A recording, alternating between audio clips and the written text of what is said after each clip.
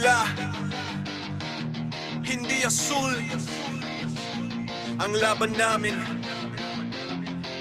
ay laban ng totoo.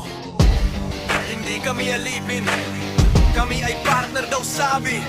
Pero bakit parang tali pa rin sa sistema nyo? Hindi pula at asul ang tunay na magkalabang, si Dago lang ang siyang dahilan. Kaming mga rider na walang kanikaan, ginagawang kasangkapan para lang kayo ay yumaman. Pinagmumukhang partner pero puro bawas naman. Komisyon na mataas tapos cash out may kaltas.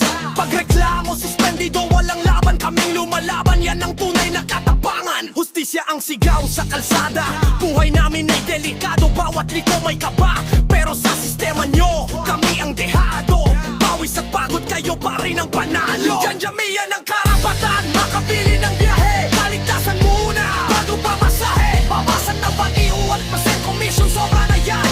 Valid 6% pang-araw, minsan grabe naman. May judge pa sa cash out, aray ko naman. Huwag nyo kami pamikutin ng kalayaan sa biyahe. Ang gusto namin, yung pera namin dahan-dahang kinukuha. Sa bawat cut, kami ay tuluyang nauubos na.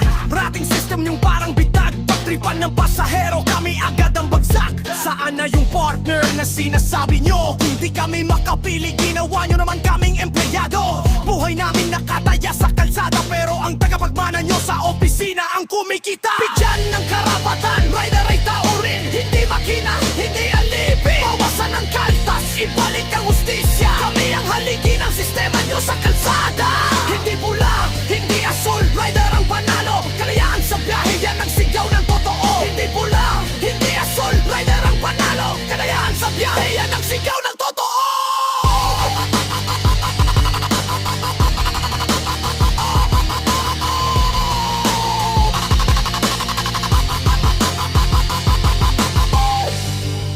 Hindi pula, hindi asul, rider ang panalo.